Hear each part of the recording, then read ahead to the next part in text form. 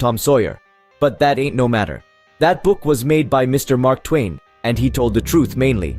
There was things which he stretched, but mainly he told the truth. That is nothing. I never seen anybody but lied one time or another. Without it was Aunt Polly or the widow or maybe Mary.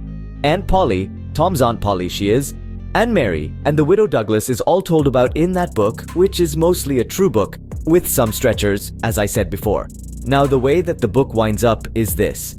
Tom and me found the money that the robbers hid in the cave, and it made us rich. We got $6,000 apiece, all gold. It was an awful sight of money when it was piled up. Well, Judge Thatcher, he took it and put it out at interest, and it fetched us $1 a day apiece all the year round. More than a body could tell what to do with. The widow Douglas, she took me for her son and allowed she would civilize me. But it was rough living in the house all the time, considering how dismal, regular, and decent the widow was in all her ways. And so, when I couldn't stand it no longer, I lit out. I got into my old rags and my sugar hogshead again and was free and satisfied. But Tom Sawyer, he hunted me up and said he was going to start a band of robbers, and I might join if I would go back to the widow and be respectable. So I went back. The widow, she cried over me and called me a poor lost lamb, and she called me a lot of other names too, but she never meant no harm by it. She put me in them new clothes again, and I couldn't do nothing but sweat and feel all cramped up. Well then, the old thing commenced again. The widow rung a bell for supper and you had to come to time. When you got to the table, you couldn't go right to eating, but you had to wait for the widow to tuck down her head and grumble a little over the victuals, though there weren't really anything the matter with them. That is, nothing, only everything was cooked by itself. In a barrel of odds and ends, it is different. Things get mixed up, and the juice kind of swaps around and the things go better. After supper, she got out her book and learned me about Moses and the bulrushers, and I was in a sweat to find out all about him. But by and by she let it out that Moses had been dead a considerable long time. So then I didn't care no more about him because I don't take no stock in dead people. Pretty soon I wanted to smoke and asked the widow to let me. But she wouldn't. She said it was a mean practice and wasn't clean, and I must try to not do it anymore.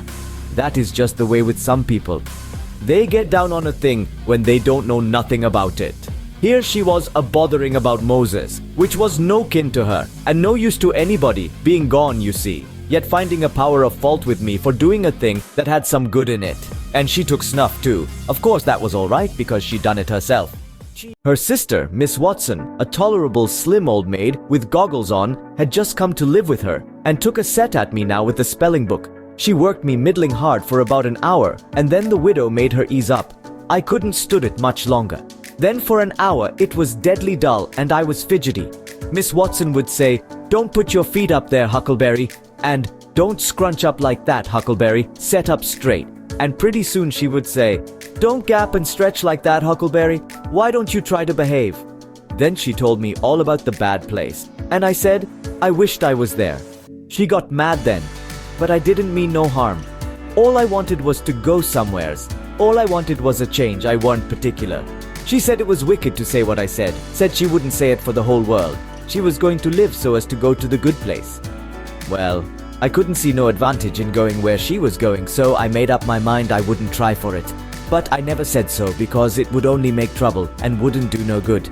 Now she had got a start, and she went on and told me all about the good place. She said all a body would have to do there was to go around all day long with a harp and sing, forever and ever. So I didn't think much of it, but I never said so. I asked her if she reckoned Tom Sawyer would go there, and she said not by a considerable sight. I was glad about that, because I wanted him and me to be together. Miss Watson, she kept pecking at me, and it got tiresome and lonesome. By and by, they fetched the niggers in and had prayers, and then everybody was off to bed. I went up to my room with a piece of candle and put it on the table. Then I sat down in a chair by the window and tried to think of something cheerful, but it weren't no use. I felt so lonesome I most wished I was dead. The stars were shining, and the leaves rustled in the woods ever so mournful. And I heard an owl, away off, hoo-hooing about somebody that was dead, and a whippoorwill, and a dog crying about somebody that was going to die. And the wind was trying to whisper something to me, and I couldn't make out what it was, and so it made the cold shivers run over me. Then, away out in the woods, I heard that kind of a sound that a ghost makes when it wants to tell about something that's on its mind and can't make itself understood. and so can't rest easy in its grave, and has to go about that way every night, grieving.